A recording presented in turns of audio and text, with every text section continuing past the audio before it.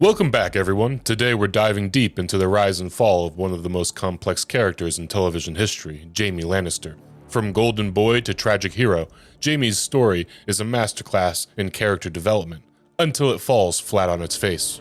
Let's start at the beginning, Season 1, Jaime Lannister, the Kingslayer, a man defined by his golden armor and even more golden arrogance.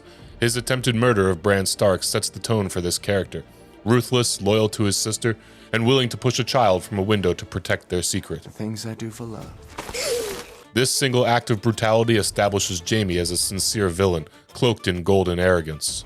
Prior to this, we see Jaime's interaction with Ned Stark at the feast. He blocks the way, forcing a begrudging conversation out of the Northern Lord. He suggests that they have a tournament to celebrate and that Ned would be fresh blood. However, Ned, a seasoned warrior in his own right, is not intimidated, despite knowing that Jaime would have a clear advantage in the fight. And we see that Jaime is amused by his bravado. Right off the bat, we can tell there will be blood between these two. Jaime's next conversation is with Jon Snow, encapsulating his disdain for the Stark family and their obsession with honor. He sneers and taunts the Starks, but beneath that smirk lies a deadly warrior. Jaime's contemptuous demeanor serves to mock those around him. He insults with impunity because he knows that almost no man can match him in combat, and he represents one of the most powerful families in the world. We then move to the capital, where Ned Stark finds Jaime sitting by the throne. They once again skirmish verbally, this time with Ned the aggressor. He comments on how well Jaime must select his enemies, casting doubt on his abilities. Jaime reminds Ned of the tragedy that befell Ned's father and brother, there in that room being burned alive by the Mad King.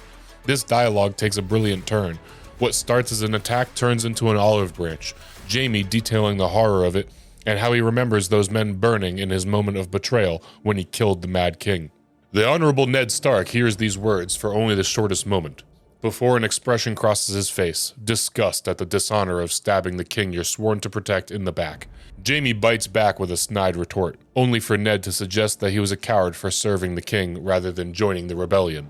We see multiple interactions between Jaime and his sister, and psychoanalyzing their incestuous relationship is certainly beyond my ability, but we can tell she admires his bravery, his comfort in violence, and his willingness to prioritize their relationship above all. Next, we jump to Jaime being called into the king's quarters to join in their recounting of war stories. Standing next to Barristan Selmy and Robert Baratheon, two of the only men in the kingdoms that might stand as peers in martial prowess. Remember, the show Robert is a shadow of his former self. Old, fat, and drunk, but in his prime he stood as tall as the Hound and as heavy as the mountain. Wielding a battle hammer, Robert was a peer to any warrior. And Barristan Selmy is undoubtedly one of the only men that Jaime himself admires and would likely think twice before engaging in single combat. These three veterans share their stories of their first kills, Jaime and Barristan's being clean, noble, even knightly, while Robert's being brutal, descriptions of shit and shattered ribs, and boys crying for their mothers. We then get one of the most powerfully delivered lines in the show, as Robert changes the subject and asks about the Mad King, and how he died. Did he cry for help? Beg for a reprieve? Jaime, expressionless, vacant like the memory still haunts him, replies, He said the same thing he'd been saying for hours. Burn them all. My God, what a delivery. Truly the perfect actor for the role in this case. And the visibly affected Robert, hearing that, knowing that the Mad King was indeed mad, but perhaps never really learning the full extent of it. Here, once again, Jaime's innocence, or at least his morally gray status, is teased. This man who walks with such arrogance despite the cloak of apparent dishonor wrapped around him cannot truly be summed up by the title of Kingslayer. Finally, the wolf and the lion draw blood. Jaime, after learning about the capture of his brother, confronts Ned outside Littlefinger's brothel. Another painfully short scene, unfortunately, where the Stark soldiers are killed and Ned is maimed. We see Jaime's absolute delight in his chance to finally cross swords with Ned. And while there is a moment of surprise on Jaime's face when Ned holds his ground, the outcome was never truly in question. Instead, the more significant aspect is the profound disappointment Jaime expresses when his duel is cut short by an overly helpful Lannister soldier. Because he knew his chance to demonstrate his superiority was stolen from him. He wanted to push Ned Stark to his limits, to see the expression in his face when he knew that he was outmatched by Jaime. Perhaps in that moment, Jaime even wanted this more than the safe return of his little brother. This leads to an all-out war. The North moves in open rebellion against the Crown and the bastard heirs of the Lannisters. Tywin takes to the field, commanding the Lannister army. Here we are given one of the most telling scenes of Jaime's troubled dynamic with his father. It is clear that Tywin is disappointed in Jaime's role as a glorified guard, knowing Jaime is the only true option to carry on the Lannister legacy. He compliments his son's martial ability, telling him that he has gifts few men possess, but has squandered these. We see the near anger and frustration of a father desperately wishing his son would achieve his real potential, and resenting how small-minded and petty Jaime is. The notion that he would even care about being called the Kingslayer is absurd to Tywin. His eldest son with no interest in politics or legacy, his daughter manic and drunk on power, and his younger son a dwarf. Ironically, by far the most competent of the three, but Tywin cannot bear that shame. So Jaime is left with the weight of such incredible expectations, knowing that he would rather spend his life banging his sister and patting himself on the back for killing less skilled men in battle. His character is set up to be a proverbial example of wasted potential, an inherent tragedy in who he is as a person compared to who he was seemingly meant to be. Finally, Jaime is captured by Robb Stark, and in his arrogance offers to settle the war with a single duel to the death between himself and the King in the North. A laughable notion, almost childish in its ignorance of the situation. Jaime fails to acknowledge that this is a war, and even the greatest fighter in Westeros is just a single man amongst tens of thousands in this conflict. Even in his interactions with Catelyn Stark, he is only capable of speaking in insults and sarcasm. That is, until she belts him with a stone. We see here that he sincerely doesn't fear death, that he doesn't respect the gods, and that under no circumstances will he beg for his life. Into Season 2, Jaime continues to hurl insults at his captives, and for the first time displays visible fear when the snarling maw of Robb's direwolf is just inches from his face. During this interaction, Robb confronts Jaime about the nature of his children with Cersei, and that nature being the reason for Ned Stark's decapitation and Bran Stark being pushed from the window. Jaime's ruthlessness is once again on display when he beats his own cousin to death and strangles the Karstark guard in his attempted escape. And when he is dragged back and beaten through the mud after being recaptured, his attitude is nothing but snide remarks and arrogant self-assurance. Into Season 3, and during his captivity with Brienne, we finally get a bit more character development. Sure, he is his usual self, a non-stop stream of insults and provocations, but as the two travel together, more of an understanding is developed. As Jaime finally provokes a reaction after realizing Brienne is both a virgin and was in love with Renly, despite the impossibility of such a love due to Renly's proclivities. And Jaime's words in a rarely serious tone, I don't blame him. I don't blame you either. You don't get to choose who we love. a powerful statement, clearly in reference to himself and his love of his own sister. We then see Jaime lose a rather one-sided fight against Brienne. Starved and exhausted from prolonged imprisonment, his hands tied together and Brienne in full plate, the fight was exciting, but the result was inevitable. This, however, leads to the real trouble for the Golden Lion, as a force of Bolton men cross the river and confront the two, capturing them. That night in the camp, the Bolton men untie Brienne and take her into the darkness with the intention of taking her honor. And for the first time in the show, we see Jaime's compassion. He cannot stand to listen to such dishonor befall this woman, whom, while not being a knight, is surely more knightly than most of those armored roosters parading around the capital that Jaime has spent his life around. He makes up a lie, that Brienne is the heir to a wealthy house and that she would fetch a handsome reward assuming her honor is intact. This is enough to make Locke, the leader of the group, call off his men, though begrudgingly. He then propositions Jaime for a bribe for his own life, possibly just going out of morbid curiosity to see how convincingly the heir of the Lannister family would bargain. Jaime, in an unusually friendly manner, asks to be unchained and allowed to lay down. Locke even offers him a meal, to which Jaime excitedly accepts, but the tone changes abruptly as Jaime is forced face down onto a stump. Locke expresses his hatred of Jaime, his resentment of Jaime's privileged existence and how he has been using his family name to escape accountability his whole life. But that ends now, as Locke brings down the carving knife and cuts off Jaime's right hand. This is perhaps the biggest turning point of Jaime's character arc in the show. His entire life has been the mastery of the sword, his personality, his place in the world, and the value he brings to the people around him. In one foul swoop, who he is at a fundamental level is taken away from him, and the character turns a corner, and can never again be who he was before. Sometime later, in a state of shock, Jaime sits staring into the fire, one arm in a sling. Brienne, the absolute lad, revitalizes him by a series of reality checks, reminding him that in the real world people lose things that matter most to them. And this isn't reason enough to give up and allow himself to die. She tells him his whinging is pathetic and he sounds like a woman, and demands that he eat something. Brienne lets him know that she understands the lie Jaime told, that he saved her, but she cannot understand why. After being delivered to the feet of Lord Bolton, Jaime is taken to the mad scientist Qyburn, and after threatening to kill Qyburn after the suggestion that Jaime's entire right arm be amputated, instead they opt for a more involved treatment. And interestingly, Jaime turns down the milk of the poppy. Jaime willingly accepts the pain. I take this as Jaime punishing himself for his desire to give up earlier, perhaps even for his initial failure of being captured altogether. Hurt people often relish in physical pain as an escape from their mental anguish. Next, we get another character-defining scene. Jaime joins Brienne in the bathhouse, exhausted and delirious from his ordeal. Jaime doesn't have the constitution to ignore the sneer Brienne instinctively gives him. Jaime says he has been seen this way for 17 years. As Jaime recounts the madness of the king he served, his vulnerability reaches its peak, both metaphorically and literally as he is naked in the bath. Jaime discusses the wildfire, the burning of so many people, and the paranoia of the king. Here, Jaime challenges Brienne, asks her if she would obey such a command from Renly, if she would uphold her precious oaths. And here, as he collapses into her arms and Brienne calls out help for the Kingslayer, he corrects her. And for the rest of the show, she never calls him Kingslayer again. This scene forges a connection between the two characters that is profound in a way not even Jaime's relationship with Cersei can match. Brienne is now perhaps the only person in Westeros who sees Jaime differently. No longer a reviled villain, instead a tragic hero.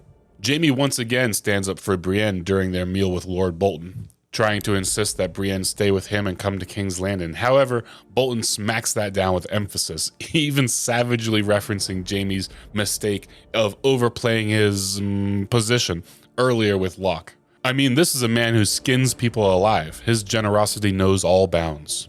Jaime and Brienne have another meaningful moment where they say goodbye, knowing Locke will do something awful to Brienne. And instead of wallowing in the misery of the situation, Brienne charges Jaime to uphold its promise, that her oath is now his to return the Stark girls, then bids him goodbye formally with Sir Jaime instead of the Kingslayer. All this time, Jaime's previous character has eroded, the wrappings of the Golden Lion replaced with mud-soaked rags, worn by a maimed man who has for the first time bared his heart to another person, and this being a truer image of Jaime than anything Cersei ever saw. Jaime, of course, returns to save Brienne from Locke and the Bear, another heroic deed for the one-handed Mud Knight. How much he can achieve now, face down in the mud in a shadow of his former self, yet utterly rivaling his previous self in honor and dignity.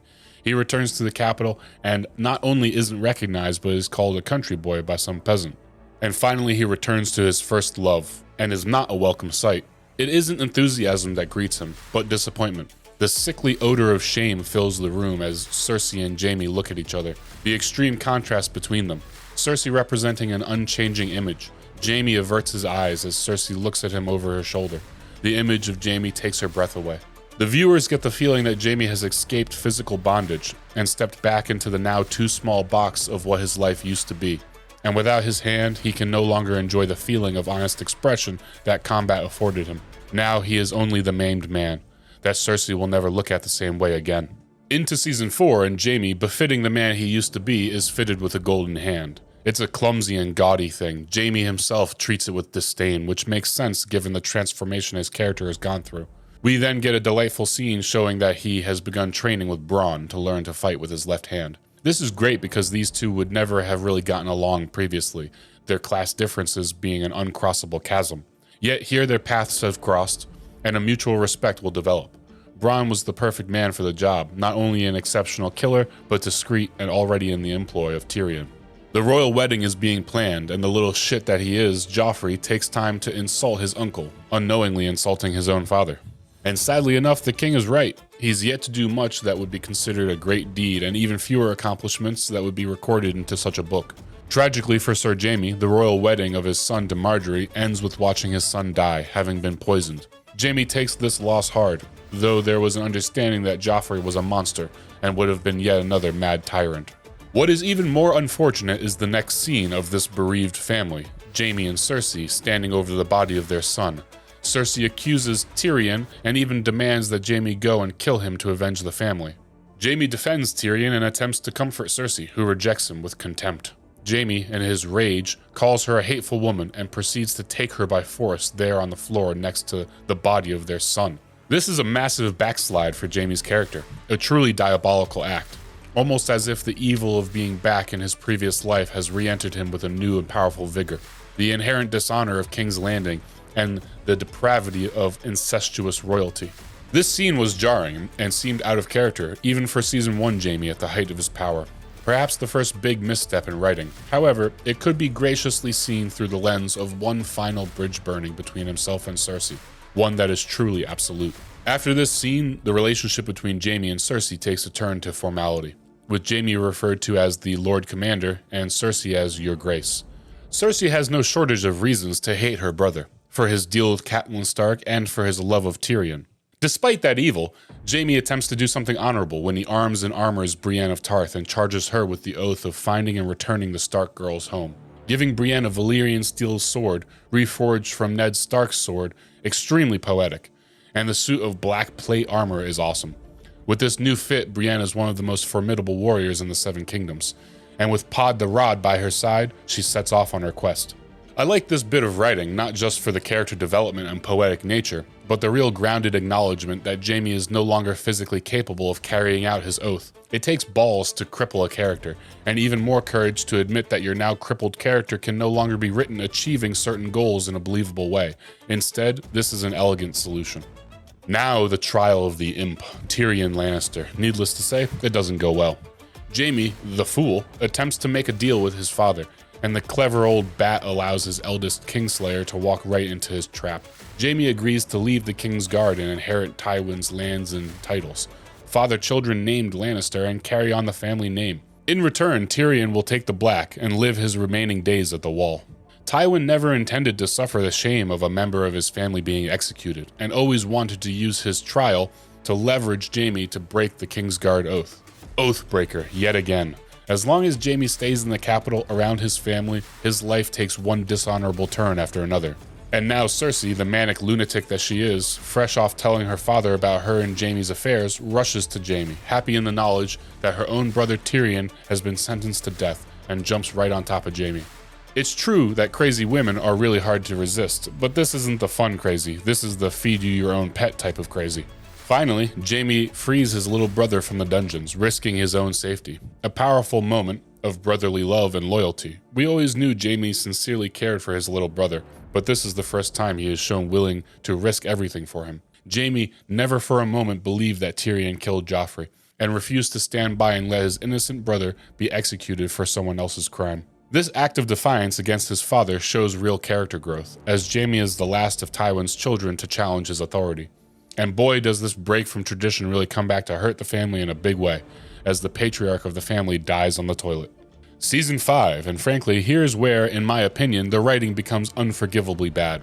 In a perfect world, this is where HBO would have fired D&D and brought on a team of not only talented writers, but die-hard Game of Thrones fanboys, who would work in conjunction with R.R. Martin to continue the show. HBO and Martin both said they'd be willing to do 20 more seasons, and we all know they wouldn't have run out of source material. D&D deserved to wear this dishonor like an albatross around their neck for the rest of their careers. This show was meant to be the magnum opus of all of the actors, writers, and production crew involved, and that achievement was stolen from them by the petulant children of D&D who simply grew bored of their job. In a world where one man lays bricks for 40 years and a woman waits tables until her ankles give out, it is utterly disgraceful for these two to knowingly crash this plane into the side of a mountain rather than graciously hand it off to someone else. Shame on them. But let's dive into the wreckage of what was once a majestic beast soaring on the wind. Jaime and Cersei discuss the legacy of their family over the corpse of their father, despite neither of them giving one shit about their family's legacy prior to this point. Instead, they actively fought against the notion. Cersei still hates Tyrion, now justifiably so, but now she also blames Tywin's death on Jaime, and fair enough though, Jaime is responsible for freeing Tyrion. Did Cersei open this, see the red viper and the necklace, and then put it back together for dramatic effect so that Jaime could also get the big reveal later? It's just a gold necklace with a low-resolution lion stamped into it. There are as many as people would ask to be made by any jeweler in any major city. It is truly stunning how apparent the drop in quality is. Cersei telling Jaime that he was a bad father, Jaime taking it hard, but let's be real, Cersei was right there for every step of this family's failures and was either useless or part of the problem. Holy God in heaven, the plot of Jaime just casually wandering off to Dorne is a contrivance that would smash in my skull like a brick if only it could take physical form. And D&D knew how silly this would be, so they rope in Bronn for comedic relief. The amount of times that Lannisters have welched on the deal with Bronn, only to buy his services with the promise of a better deal in the future, is one of the stupidest story mechanisms in the show, and it happens again and again. Do the Lannisters actually pay their debts, or does that only refer to Tyrion? Because as far as I can tell, Jaime and Cersei don't intend to honor any debt they incur to anybody. So imagine my surprise when the man they intend to routinely screw over happens to be one of the most talented killers in the Seven Kingdoms. Season 1 Bronn would have assassinated them for double-crossing him and backing out of a deal, never mind welching on deals that would make him a lord of a castle and lands. But Season 5 Bronn just scowls like, "Oh, you tricksy Lannisters." Jaime has a moment on deck when he sees Qarth, the Sapphire Isles, and has a silly, ham-fisted written moment of reflection about Brienne. Bronn pretending not to understand why they are not traveling on a Lannister ship, really it's just to give them this little dialogue back and forth. Jaime claims to be struck by an overwhelming sense of duty to rescue his daughter, and also tries to sound convincing when discussing his desire to avenge his father that he hated, and he promises to kill Tyrion on sight, a claim that not even the most smooth-brained viewer believes. These two row ashore and proceed to kill a few Dornish scouts. Jaime uses his hand in a way to block the sword, which would have actually been a clever idea if it wasn't passed off as a Three Stooges bit. And now, these northern men white as pigeon shit are pretending to be in the Westerosi equivalent of Portugal, and they don't even use the face coverings. I mean, why are you even wearing the disguise if you aren't going to cover your faces? Needless to say, they managed to wander into the royal gardens, no doubt one of the most protected areas in the entire kingdom of Dorne, with the subtlety of a club-footed ballerina. Because to write this storyline in a sensible way would have taken the better part of an entire season and a suddenly all too elusive quality known as creativity. Jaime clearly sees that his daughter is not only not held a prisoner, but she seems to sincerely love her husband-to-be, the Prince of Dorne, and he loves her, therefore altogether invalidating the meaning of their trip. This could have been an email type shit. Oh my god, these idiotic sisters. Their existence doesn't deserve to be acknowledged. This fight scene is less threatening than a Power Rangers battle. Bro, nobody believes this fight would have been done well. This is season 5, not season 1. This royal general character may be a true badass, but he goes down easier than a... You take me for some back alley Sally you can drag into a... But thankfully, everything gets wrapped up nicely. Jaime and Bronn are allowed to return home, no harm, no foul. I mean, other than all those Dornish dudes they murdered and the obvious plots against the Kingdom of Dorne. Jaime pretends not to understand the concept of love when his daughter tells him about her relationship with the prince. We do, however, get this gem out of the whole Dornish debacle. Bronn singing the best part of the Dornishman's wife in jail. I hadn't realized that the actor was actually a famous singer back in the 90s. Brothers, oh brothers, my days here are done. The Dornishman's taken my life. But what does it matter, for all men must die. And I've tasted the Dornishman's wife. I've tasted the Dornishman's wife. Honestly, in hindsight, D&D, were they not oxygen deprived as babies, would have recognized the value in his singing talent, and would have had the actor do a full studio version of this and other Game of Thrones songs, a cappella as they are in the show. These songs, as YouTube videos today over a decade later, would have untold millions of views and would be a core part of many fans' enjoyment of the show. But back to the nonsense. Jaime pens a letter to Cersei and foolishly entertains a conversation with the woman who just tried to assassinate his daughter and cause a revolution. Why his character would even consider this is beyond me. And then we have the poison scene. Jaime's daughter dies in his arms. The timing of this scene is so contrived that it is sincerely an insult to the audience. She not only dies in Jaime's arms, but the goddamn boat is like literally shouting distance from the shore. Why the hell didn't Jaime just turn the boat around and demand that the King of Dorne have that Viper and her daughters executed on the spot for this assassination? Jesus Christ, Jaime was in the room when the king threatened that chick and told her that this was her last chance to behave. Jaime could have been back on the dock in 90 seconds, watched these women lose their heads, then been back on his way to King's Landing before his daughter's body went cold. Season 6, Cersei greets her baby daddy on the dock, with her new short haircut following her walk of jubilous pride and celebration.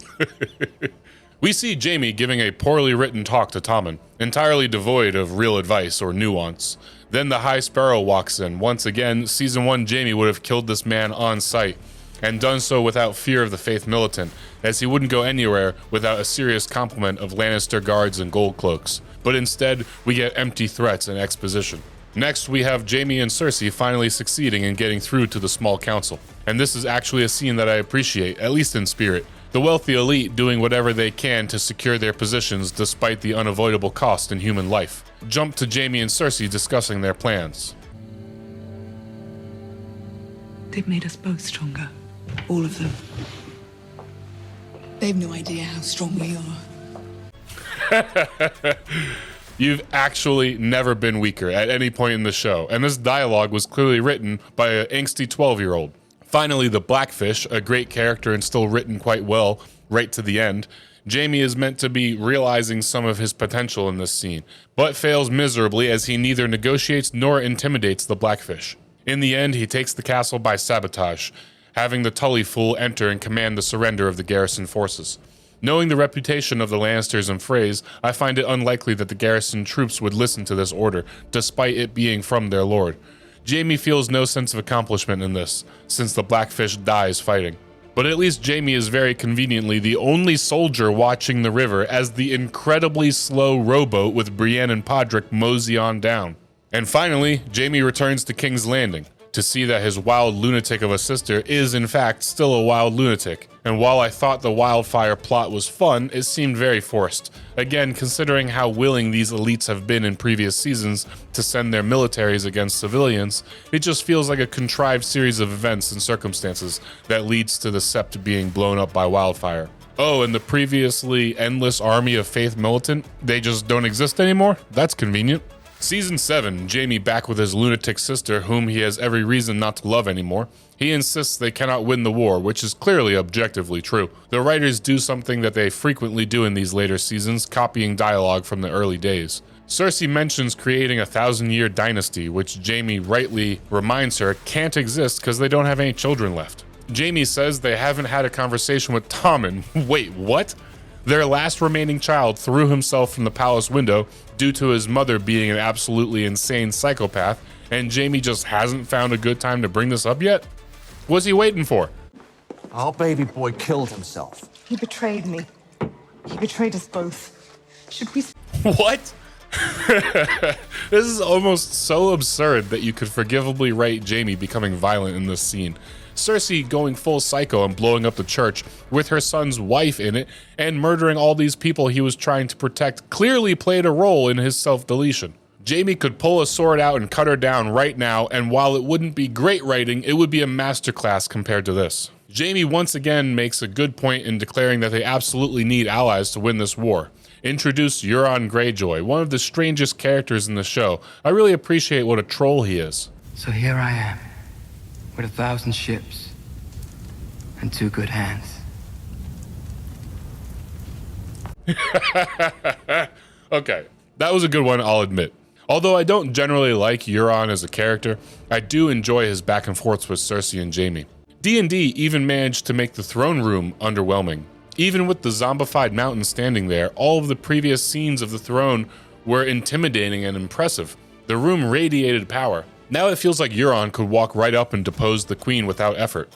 Perhaps this is intentional, but it doesn't feel intentional. And while only the creator of a piece of artwork can declare if it's finished or not, the viewer will always feel uncomfortable with a piece that doesn't strike them as fully complete. And this season, hell, these last 3 seasons don't even feel sincerely thought through, never mind finished. Where are the gold cloaks? Where is the ceremony? Anyway, Jaime tries not to get cucked by the salty scallywag from the Iron Islands while his sister puts a price on her front butt. Jaime's honor is yet again doubted when Lord Tarly references the Red Wedding. And to be fair, killing pregnant women who are guests in your home is pretty rude. Jaime convinces Tarly to fight for the crown, promising him great titles and other things he never intends to deliver, as is the trend we've seen. Back in the throne room again, and again Jaime plays the try not to get cucked game, while Euron has the nerve to ask Jaime for advice on banging his sister. I would cheer to see your head mounted on a spike. All yours. They're just like severed heads, really. Listen, if If you have any advice at all, I would love to hear it. Advice? Does she like it gentle or rough? A finger in the bum. Not now. We'll talk later. But then Jaime gets drunk and gets the sloppiest of toppy from the queen, so I guess that makes up for things to a degree. Now with his post-nut clarity, it's a perfect time to fight a dragon. And I have to say, this was a cool scene. A bit silly, I mean, in these seasons, absolutely giant armies and fleets just pop up out of nowhere. Like, wouldn't you feel the ground trembling from thousands of mounted soldiers riding toward you? How low was Dany flying on her dragon to not be seen from the horizon? If she has the ability to teleport her army, why not just surprise attack King's Landing? Anyway, Jaime chooses not to abandon the army, which would be character growth if we followed his character arc prior to these recent seasons, but now it just seems out of place. For a man with one hand that can barely fight, he seems to be doing quite well against these Dothraki, who are supposed to be some of the greatest warriors on Earth. His one-handed spear charge of Dany and her dragon has got to be one of the dumbest parts of the show, and once again seems to only exist so that we can get another piece of dry humor from the main man Bronn. You're fucked. What do you mean we're fucked? No, I do not. Dragons are where our partnership ends. Then why did you save him? Camaraderie? Bronn hates the Lannisters. No way he would risk his life leaping into oncoming dragonfire to save Jaime least of all. Maybe Tyrion, but definitely not Jaime. Next, we have what could have been a heartfelt scene, Jaime and Tyrion meeting in the crypts under King's Landing, but instead Jaime is too angry about the loss of his father, yeah, the one he never really bore any love for in the first place. If this had been drawn out and written better, we could have seen character growth in Jaime. He could have seen through his rage at the loss of his tyrannical father and instead recognized the love he bears for his brother. Their camaraderie has always superseded Tywin's hunger for power and legacy. Next, we have yet another moment of comic relief given to us by Bronn of the Blackwater, in another great conversation about cocks. Men without cocks. You wouldn't find me fighting in an army if I had no cock. What's left to fight for? Gold? I spent my life around soldiers. What do you think they spend that gold on? Family. Not without a cock, you don't. Maybe it really is all cocks in the end. Finally, Jaime, being a broken coward around Cersei, ignoring Brienne's requests for reconsideration and joining the Living Alliance against the Night King, somehow Jaime is even more pitiful here than he was under the imprisonment of Locke, covered in shit and mud with one hand and no hope to live. Season 8, my friends, and I hope you're wearing tall boots because we're about to wade into some shit. Jaime arrives at Winterfell after a significant shift in allegiances. This almost feels like potential for character growth.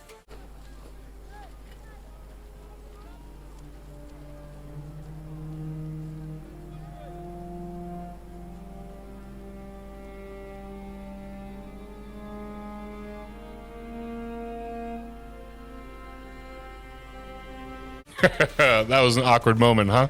I have to admit I enjoy this scene of the different heroes meeting by the fire to stay warm, none able to sleep due to battle anxiety. Suckled me at the teat for 3 months. Thought I was a baby. That's how I got so strong. Giant's milk.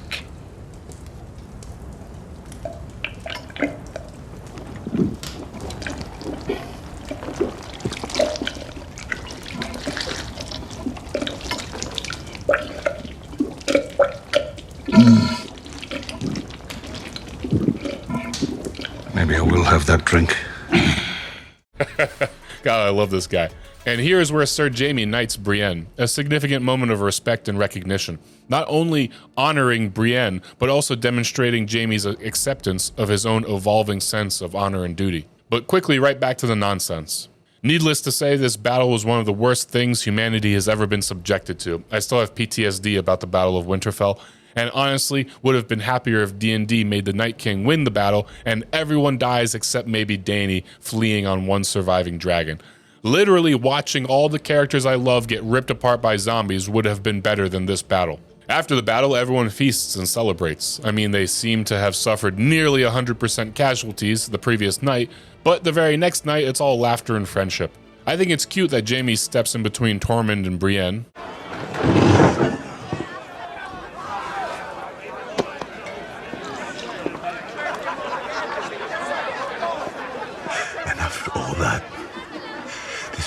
Comes north and takes her from her.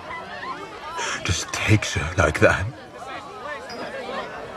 I mean it, Clegane. My heart is broken. Don't touch me. You can touch me. I'm not afraid of wild things. Maybe you should be. I love this guy. Now we come to one of the most uncomfortable scenes I've ever seen. I know this is supposed to be awkward, but shouldn't this at least be romantic? Shouldn't the parties involved be excited, maybe a little nervous, but generally happy to be making love? But instead we get two people who are not only belligerently awkward, but totally devoid of intimacy, romance, or excitement. Honestly, to just be a smooth brain observer, you could interpret this as Jaime being so incredibly dissatisfied with the sex that that's the reason he goes back to Cersei. Maybe that lunatic was better in bed.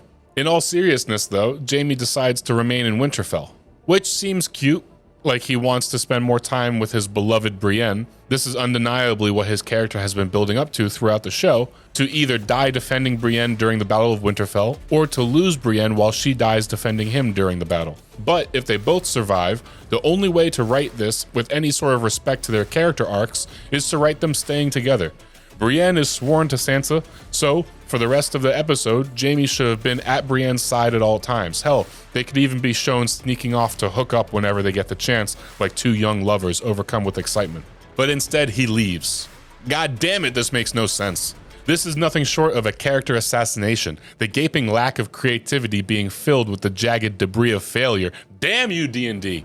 And writing this heartbreak into Brienne's story is so ham-fisted and pointless. It's a strange type of cruelty that I don't enjoy. Jaime goes on to die in the arms of Cersei under the Red Keep. Pointless, flat, and weak, reduced to a shadow of his former potential. Jaime's end might have meant to be poetic, but the ineptitude of D&D has an insidious ubiquity, and no greater nuance could survive their bludgeoning writing style in these later seasons. Like so many people of my age, I got an almost useless art degree. But a few lessons really stuck with me, and one day in an advanced pottery class, my professor, one of the most respected potters on earth, told us, to destroy the function of something and call it creative is the true death of creativity. A character has an arc that we follow, taking us along this journey. This is the function of any well-written story, to draw us in and envelop us in its explicit and implicit accounting. Therefore, to ruin a story, to destroy the arc and scatter the cumulative journey we have traveled for so long, this is the proverbial declaration of failure, a statement of man's lacking and his inability to let lie that which he cannot improve. Thank you for watching. If you enjoyed the video, please like, comment, and subscribe, and let me know your thoughts on Jaime Lannister's arc in the comment section below. Until next time, mortals.